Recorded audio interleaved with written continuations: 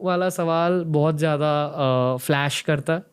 आप ये सोचते हो कि दुनिया कैसी स्थिति में है, कि दुनिया को क्यों इन चीज़ों की ज़रूरत है सडनली? क्या ये कलयुग का पीक है या क्या कलयुग ख़त्म हो रहा है? कलयुग तो 4,32,000 का है और अभी 5,000 कुछ वर्ष ही हुए हैं, जिसमें से प्रसंग आता है कि राजा परीक्षित ने जब कलयुग को पहली बार देखा था, तो ये पांडवों के वंश के हैं, लास्ट राजा परीक्षित। तो उन्होंने कलयुग से जब बात की थी तो उन्होंने कहा था कि तुम तो मुझे अच्छे नहीं लग रहे। तो उसमें दिखाया था कि वो एक बैल है, उसको बहुत मार रहे हैं, उसको धर्म का प्रतीक दिया गया था। एक गाय है, उसको धरती का प्रतीक दिया गया था। और उसमें वो सब बता रहे कि एक बहुत क्रूअल व्यू उन्होंने देखा था। तो उन्होंने देखा था कि ये समय तो आना ही नहीं चाहिए। अगर एक ऐसा समय आने वाला है, इतनी क्रूअल्टी होने वाली है, तो मैं तुमको अब आज ही मार देता हूँ। तब उन्होंने बोला था कि मुझ में बहुत अवगुण है, पर एक बहुत अच्छा गुण है मेरे अंदर, कि इस ऐसे टाइम में भगवान को प्राप्त करना बहुत इजी होगा, जिसका नाम है कलयुग केवल नाम आधारा, सिर्फ नाम जप। इसलिए मेडिटेशन में मंत्रों का नाम आया, हरे कृष्णा महामंत्र का जाप। ये सिर्फ एक तो भगवान का नाम है, हरे कृष्णा हरे राम, कृष्णा कृष्णा हरे हरे, सिर्फ भगवान का नाम है, कोई बहुत टफ चीज़ नहीं है। तो कलयुग का सबसे अच्छा चीज़ माना गया था कि आप सिर्फ नाम जप करेंगे और आपको बहुत रिजल्ट्स मिलेंगे। ये सबसे इजी युग है भगवान को पाने का।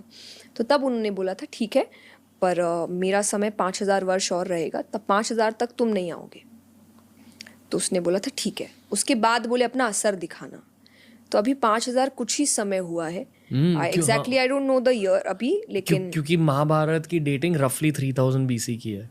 ये मैंने बहुत सारे पॉडकास्ट के बाद ये इस कंक्लूजन तक पहुंचा हूं। एग्जैक्टली हाँ, तो वो एग्जैक्टली एकदम नहीं, पर 5,000 वर्ष पूरे होके कुछ समय और हुआ है। तो इसीलिए जिनको लगता है कलयुग पीक पर है, तो नहीं, कलयुग अभी बहुत छोटा है, एक डॉट के जितना है। और कहा जाता है कि जस्ट इमेजिन कि जब ये एक यंग कलयुग बनेगा तब क्या होगा।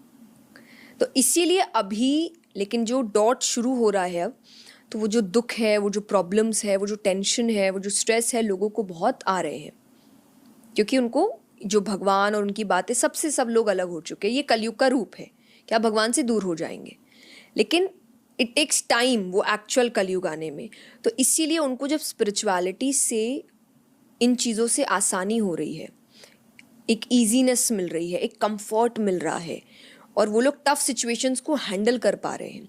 स्पिरिचुअलिटी का एक और रीज़न है कि आज ज़्यादा लोग करते हैं ये। मैंने आई थिंक मैंने कहीं कथा करी थी, वो एक बहुत बड़ी कंपनी के CEO थे, उन्होंने मुझे बोला था कि हम अभी अपनी कंपनी में जो सेशंस करवाते हैं, हम उसमें अब ये लोगों तक पहुंचाने की कोशिश कर रहे हैं कि कर्म करो, फल की चिंता मत करो, कि निस्वार्थ कर्म करो।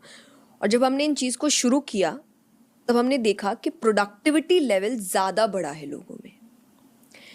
तो कई लोग अपने ही फ़ायदे के लिए स्पिरिचुअल प्रैक्टिसेस कर रहे हैं, सो दैट वो अपने करियर में इन चीज़ों में ज़्यादा गेन कर सके। तो दो तरीके, एक जो दुखी है वो स्पिरिचुअलिटी की ओर जा रहे हैं, एक जिनको लग रहा है उस वजह से मेरा काम और अच्छा हो रहा है और बहुत ईज में हो रहा है, मुझे तकलीफ नहीं हो रही है और मैं ज़्यादा प्रोडक्टिव हो रहा हूँ, क्रिएटिव हो रहा हूँ। तो ये दो रीजंस है कि लोग अभी स्पिरिचुअलिटी की तरफ बहुत ज़्यादा पढ़ रहे हैं। तो ये एक रीज़न, और सबसे ज़्यादा यूथ, क्योंकि सबसे ज़्यादा कंपटीशन आज यूथ में है, चाहे वो मार्क्स को लेकर है, करियर को लेकर है, डिफरेंट सेक्टर्स को लेकर है, कहाँ जाए कहाँ नहीं जाए, जनरेशन गैप को लेकर है, उस टेंशन को कैसे फिलअप करे, रिलेशनशिप को लेकर है। तो उनको एक, इतने प्रॉब्लम्स में एक रास्ता दिखता है जो उनको खुश कर रहा है, उनको शांत कर रहा है, दैट इज स्पिरिचुअलिटी।